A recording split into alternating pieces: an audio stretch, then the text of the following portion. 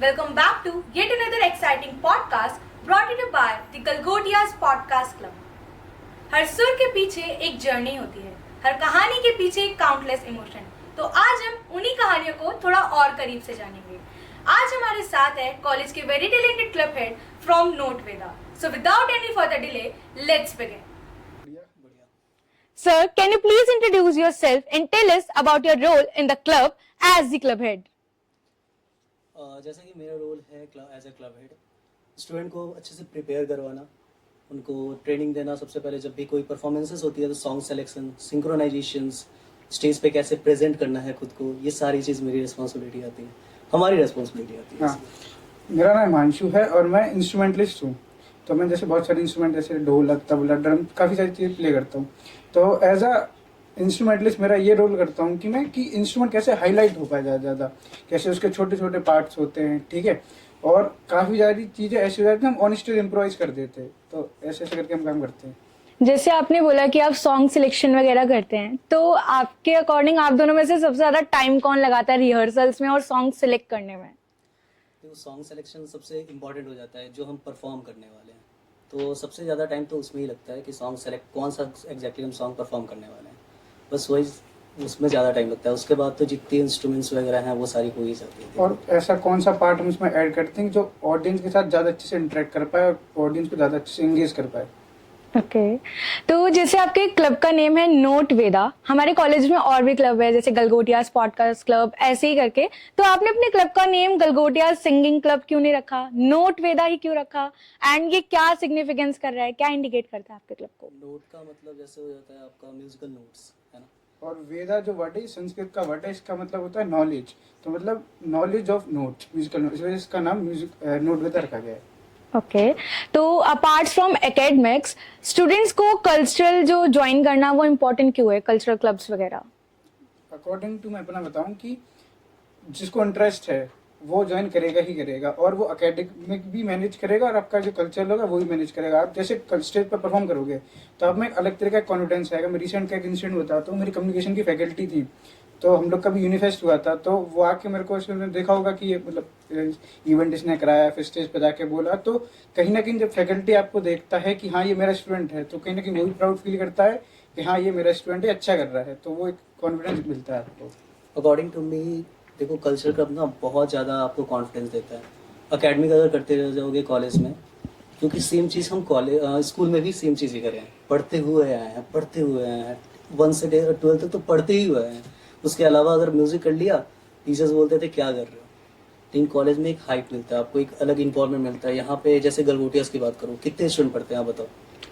Approx I guess 50,000।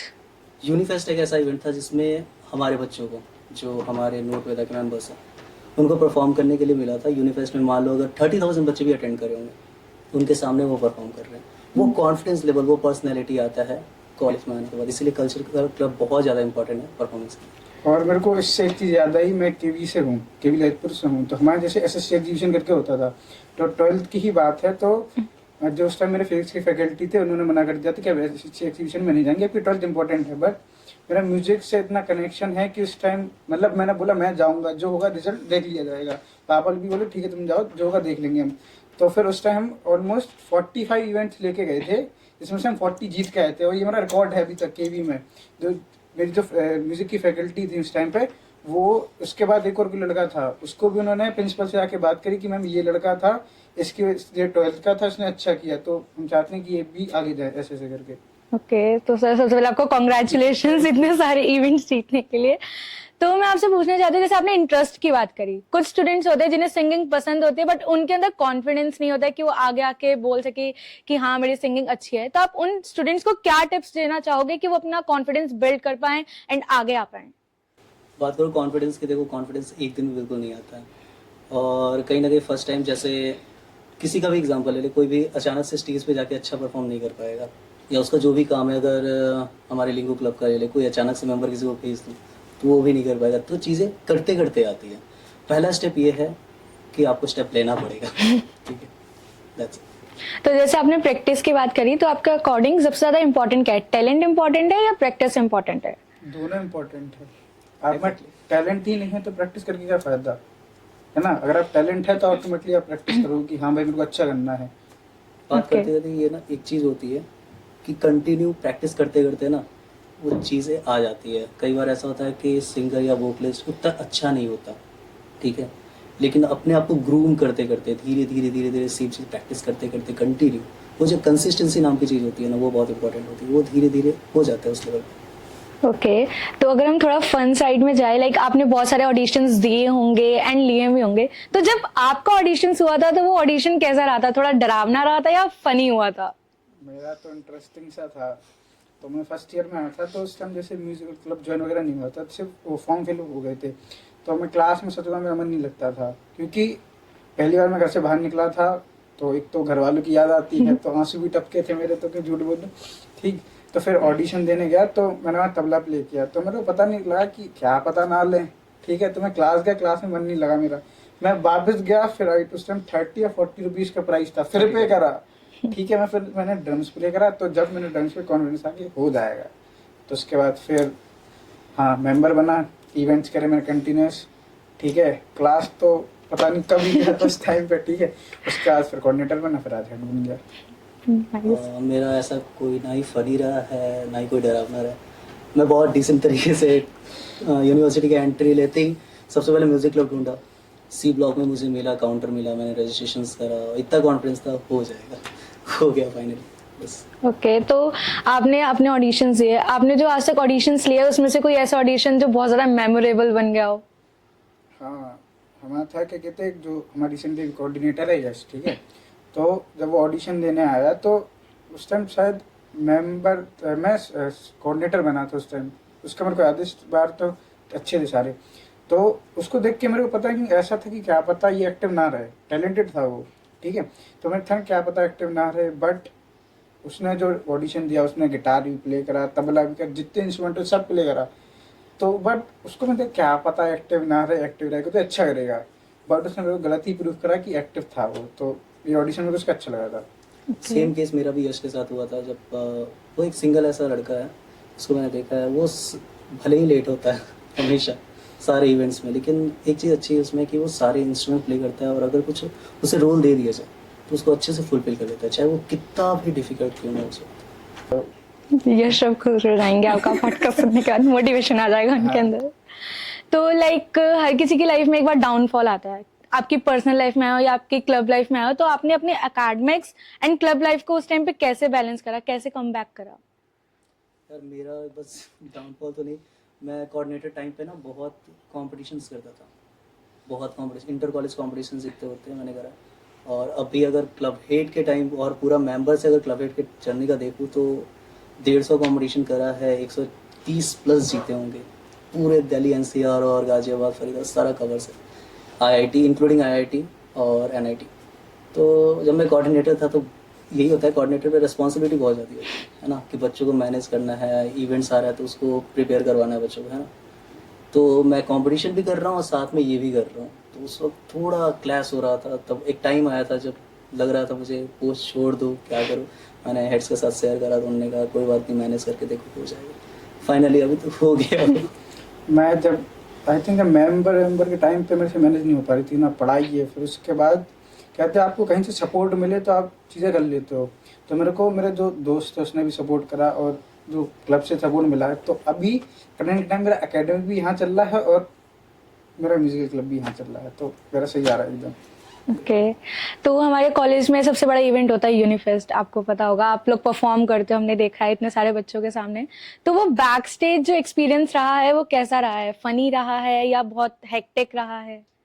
उस time बहुत चीज़ें हेक्टिक हो जाती हैं, क्योंकि आपको उसी ड्यूरेशन पर साउंड चेक भी करना है, फिर आपको परफॉर्म भी करना है। काफ़ी बार क्या होता, सेटअप अच्छा हो बट आउटपुट ही नहीं आता, आप मॉनिटर लगा लो आउटपुट नहीं आता, फिर आपको वहाँ पे आपकी प्रैक्टिस काम आती है कि आपने इतनी प्रैक्टिस कर रखी है, इस पॉइंट पे ये टर्न आएगा, तो फिर आप वहाँ पे चीज़ें अच्छे से कर लेते हो।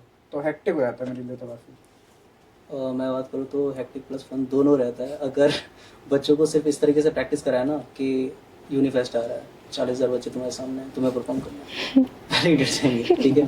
तो थोड़ा प्रैक्टिस कराते कराते ना उनको थोड़ा फनी कुछ कर लेना, बीच में मजाक कर लेना उनके साथ, ताकि वो एनर्जी उनमें मेंटेन रहे। ठीक है। और ऑफ कोर्स हेक्टिक तो होता ही है, क्योंकि साउंड चेक भी करना है आपको, फिर परफॉर्म करना है। इस बार भी हेक्टिक हुआ था, बट एट द एंड सही हो जाता है, क्योंकि आदत सी हो गई है। ओके जैसे आपने बोला 40,000 बच्चों के सामने परफॉर्म करना होता है, तो ऑडियंस का मोटिवेशन कितना इम्पोर्टेंट करता है एक परफॉर्मर के लिए?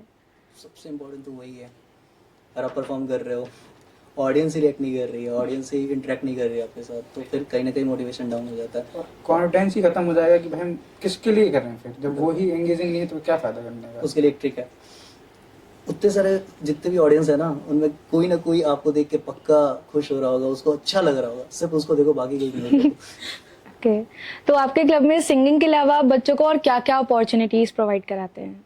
हम लोग सिर्फ काउंसिल का इवेंट्स में परफॉर्म नहीं करते, मतलब काउंसिल के इवेंट्स में सिर्फ बच्चों को परफॉर्म नहीं कराते, बाहर भी भेजते हैं। जैसे मैंने अभी बताया कि मैंने खुद कॉम्पिटिशन करे हैं 150 के आसपास पूरे मिलाकर, तो फिर ऐसे ही बच्चों को बाहर भेजते हैं। इंटर कॉलेज कॉम्पिटिशन, जैसे ग्रेटर नोएडा में हमारा कॉलेज है, ग्रेटर नोएडा के जितने कॉलेजेस हैं उनमें कहीं ना कहीं एनुअल फेस्ट आता है, तो उनमें कॉम्पिटिशन्स होते हैं, म्यूजिक कॉम्पिटिशन्स। डांस के अलग होते हैं, बट म्यूजिक के तो नोट वेदा हम अपने बच्चों को भेजते हैं वहाँ पे, उनसे कॉन्फिडेंस बूस्ट होता है। और सिंगिंग के अलावा मैं बात करूँ तो जैसे रेस्पॉन्सिबिलिटी की बात कर लेता हूँ, जैसे कोऑर्डिनेटर में, और जैसे मैं ही फर्स्ट ईयर में था तो मैं सिर्फ परफॉर्म कर रहा था फर्स्ट ईयर में, स्टेजेस मिल रहे थे मुझे, लेकिन जब मैं कोऑर्डिनेटर बना तो मुझे पता चला कि यार रेस्पॉन्सिबिलिटी भी होता है, वो स्टेज पे जाने से पहले की जो चीज़ें होती है वो चीज़ें सीखने को मिलती है। तो वो रेस्पॉन्सिबिलिटीज़ हैंडल करना, थोड़ा बच्चों को सिखाना, वो सारी चीज़ें मिलती हैं। और फिर वो एक रिवॉर्ड मिलता है तो और खुशी होती है।